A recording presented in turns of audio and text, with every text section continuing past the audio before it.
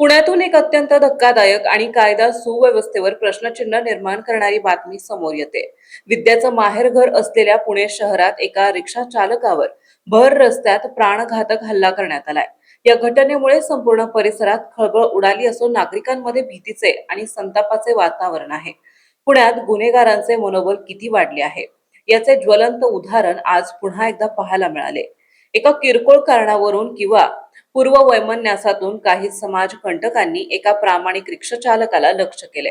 त्याच्यावर धारदार शस्त्राने, लाठ्या काठ्यांनी अत्यंत अमानुषपणे हल्ला करण्यात आला. दिवसाढवळ्या घडलेल्या या घटनेमुळे सार्वजनिक सुरक्षेचा प्रश्न ऐरणीवर आला आहे. घटनेची माहिती मिळताच स्थानिक नागरिकांनी जखमी रिक्षा चालकाला तातडीने जवळच्या रुग्णालयात दाखल केले असून सध्या त्यांच्यावर उपचार सुरू आहेत.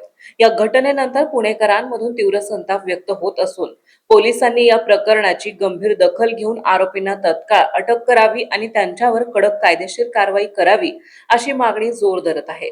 अशा गुन्हेगारांना कायद्याचा जरब बसवणे आता अत्यंत गरजेचे आहे, जेणेकरून भविष्यात कोणतीही व्यक्ती असे कृत्य करण्याचे धाडस करणार नाही. महत्त्वाच्या बातम्या पाहण्यासाठी आजच आमच्या महाराष्ट्र लाईव्ह वरला सबस्क्राईब करा आणि बेल आयकॉन प्रेस करा. तसेच इंस्टाग्राम आणि फेसबुकवर फॉलो करा.